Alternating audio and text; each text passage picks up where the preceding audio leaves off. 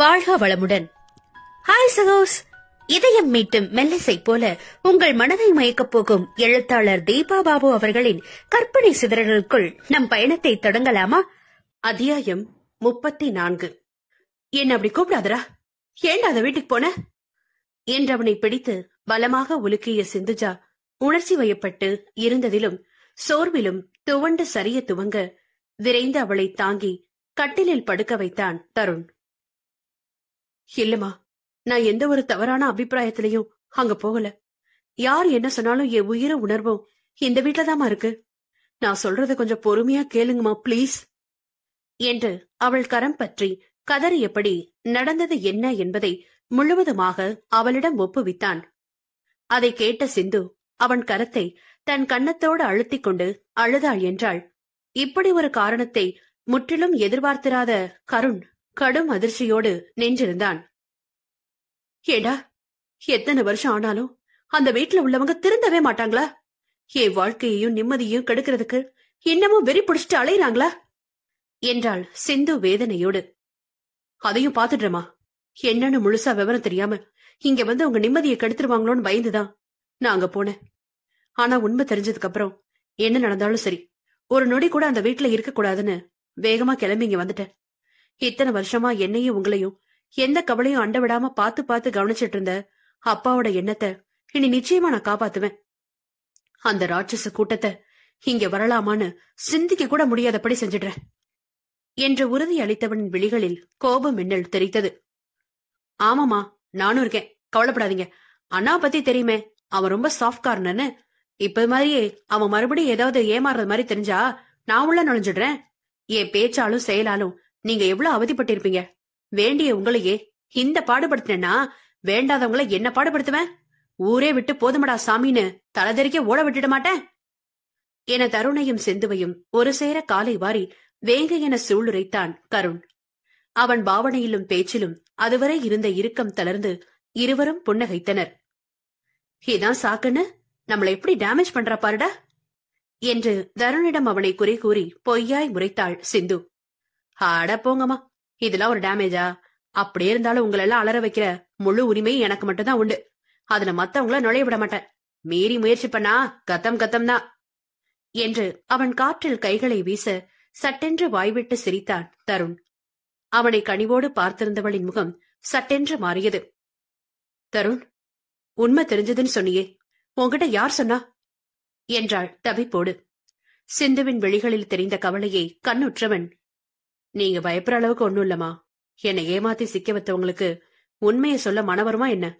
வேறொருத்தர் தான் விவரம் சொன்னாங்க. அதுவும் இதுவரை என்கிட்ட நீங்க எதையும் பகிர்ந்ததில்லன்னு தெரியவும் மேலோட்டமா ஒரே ஒரு வரியில முடிச்சிட்டாங்க. ஆனா அந்த வார்த்தைகளே என்னை அங்கிருந்து வெளியேற்ற போதுமானதா இருந்ததுமா என்று வருந்தியவன் தன்யா கூறியதை வார்த்தை மாறாமல் அப்படியே தன் தாயிடம் வேதனையோடு தெரிவித்தான்.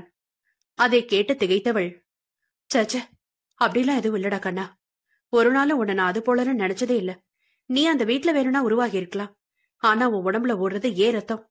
அதே போல உன்னோட உயிரை காப்பாத்தி தான் உயிருக்கும் மேலா உன் மேல பாச வச்சு உயிரா வளர்த்தவர் உன் அப்பாதான்.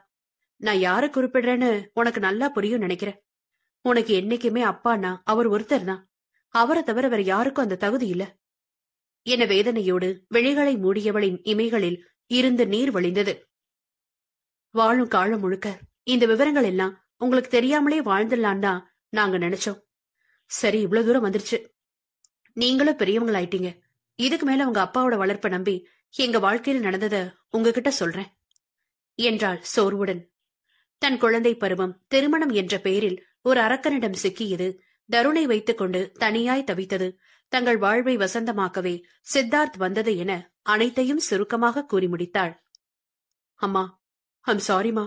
அப்பாவும் அண்ணாவும் உங்களை எவ்வளவு அன்பா எந்த குறையும் இல்லாம நல்லா பாத்துட்டு இருக்காங்க. ஆனா நான் தான் எப்ப பாரு உங்களை சீண்டி வம்பிழுத்துக்கிட்டே இருக்கேன். நீங்க ஏற்கனவே எவ்வளவு துன்பத்தை அனுபவிச்சிருக்கீங்க. இனிமே நான் நல்ல பையனா இருப்பேமா. உங்கள்ட்ட இனி அப்படியெல்லாம் வம்பு பண்ணவே மாட்டேன் என்று தன் அம்மாவை கட்டிக்கொண்டு கருண் தேம்பி தேம்பி அழ அவன் குழந்தை சுபாவத்தை எண்ணி புன்னகைத்தாள் சிந்து.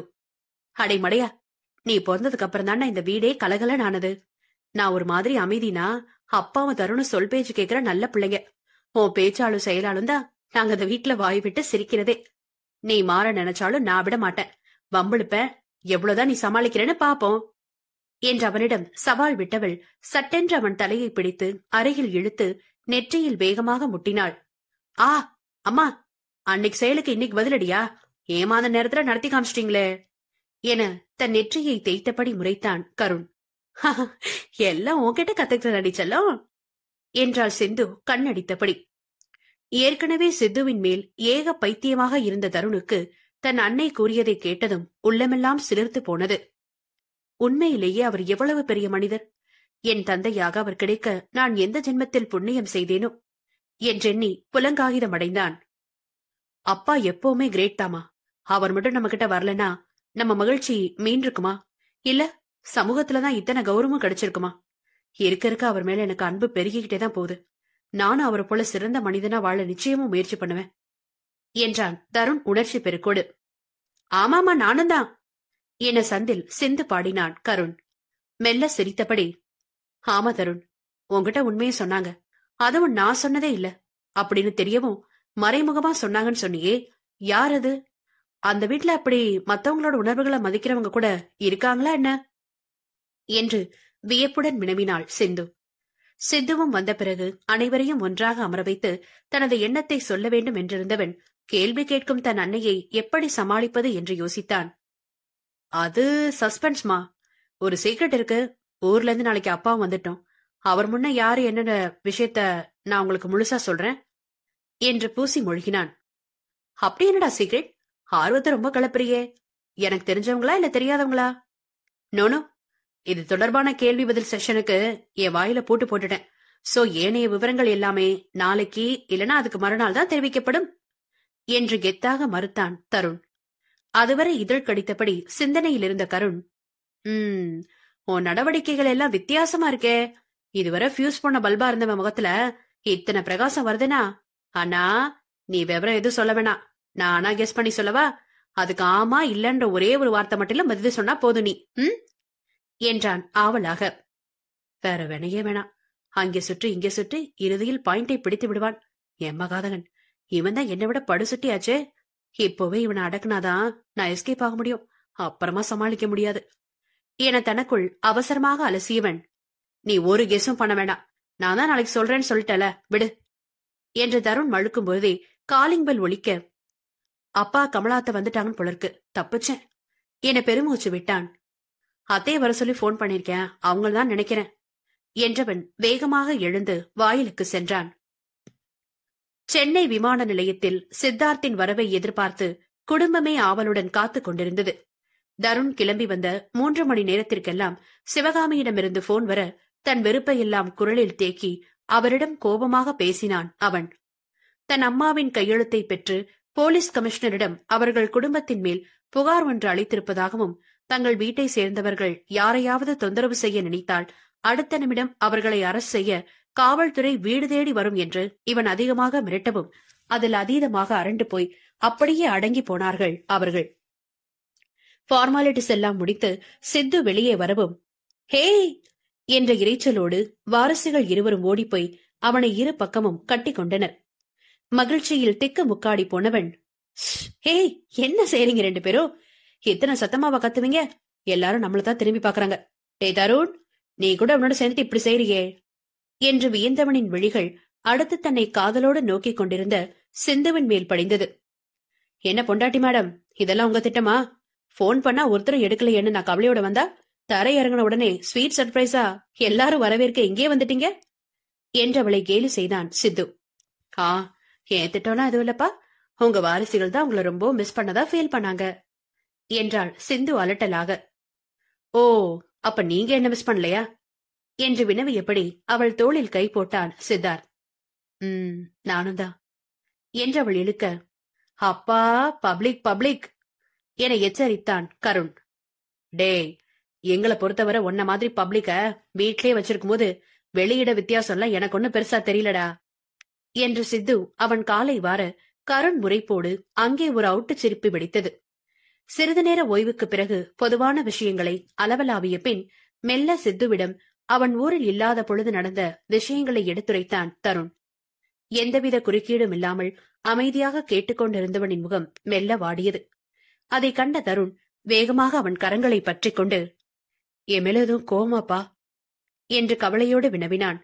அவன் கரத்தை அழுத்தியவன், 14 வருஷங்களுக்கு முன்னாடி ஒரு ராத்திரி நாம பேசணுமே, உனக்கு ஞாபகம் இருக்கா தருண்? அன்னைக்கு நீ என்ன சொன்னியோ அதையேதான் இன்னைக்கு நான் சொல்றேன். கோவலாம் எதுவும் இல்ல, வருத்தம் தான். வாழ்நாள் முழுசும் இந்த உண்மை உனக்கு தெரியக்கூடாதுன்னா இல்லாத கதையெல்லாம் பொணைச்சு உன்னை சமாளிச்சு வச்சிருந்தேன். ஆனா அத்தனையும் வெள்ளலுக்கு இறைச்ச நீரா போயிடுச்சு என்றான் சித்தார்த் வருத்தத்தோடு.